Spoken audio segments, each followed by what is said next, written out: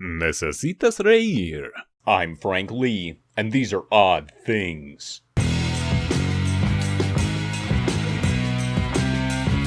This odd thing was brought to my attention by a lot of people on the internet.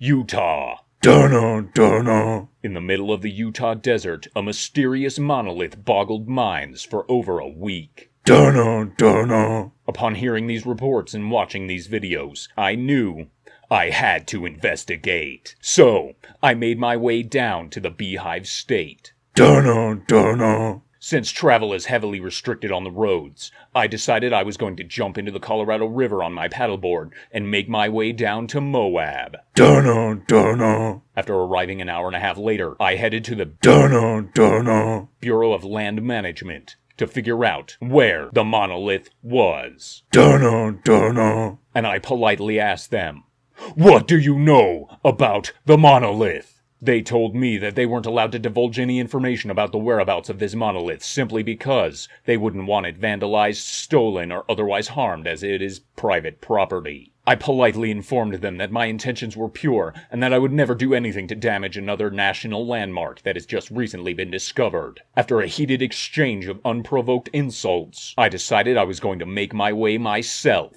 So, after some in-depth Google research, I found the exact GPS coordinates of the monolith. Dun-dun-dun-dun. This metallic monolith would now be the focus of my attention for the next 3 days. I headed over to an adventure store to see if I could pick up some snacks. After I explained to them my endeavor, they told me that it was too dangerous for an amateur as myself to go alone. I politely informed them that I spent the first 7 years of my life being raised by coyotes in the middle of the Sonoran Desert, and that this trek would be an afternoon walk. After another sudden exchange of unprovoked insults, I decided I was going to be on my way. It took me an hour and a half to get there, simply because I stopped to smell the desert flowers and eat some cactus. Dun-dun-dun-dun. Upon arriving at the monolith, dun-dun-dun-dun, I decided to conduct some very scientific experiments. First was a rapid density test, dun-dun-dun-dun, and a battle cry, dun-dun-dun-dun. Then, I decided to get truly scientific, dun-dun-dun-dun. These tests revealed a number of things to me. First off, the taste test showed me that it was metal. Second, the rapid density test showed me that it was hollow. I observed also that it only has 3 sides. This is my artistic representation of what it would look like from the top. Dun-dun-dun-dun. My first thought was that it was aliens. So, I called in my friend, Ray Gunn. I really wish he wouldn't refer to me as a friend. We just met for that one time. And for the record, it's Raymond. It's not Ray Gunn. It's Raymond Gunn. And, yes, I've heard all of the jokes. Anyway, on the subject of the monolith. So, honestly, I agree with the other assessments that it is, in fact, just a piece of modern artwork that someone shoved out in the middle of the desert a long time ago because their spouse just wasn't happy with it, okay?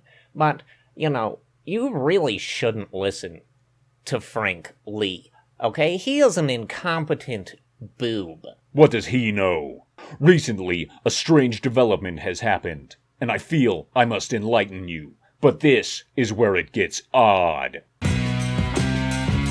CNN recently reported that the monolith had gone missing, so I must politely inform you that I took it home. Dun-dun-dun-dun. Upon discovery of how the rivets came apart, I tore it down, stuck it in my rucksack, and I carried it back. For evidence, this is the picture I just took with my Polaroid camera. Dun-dun-dun-dun. As you can see, the monolith is in my backyard, and I will be keeping it forever. I'm Frank Lee, and these have been Odd Things. As always, have a wonderful day.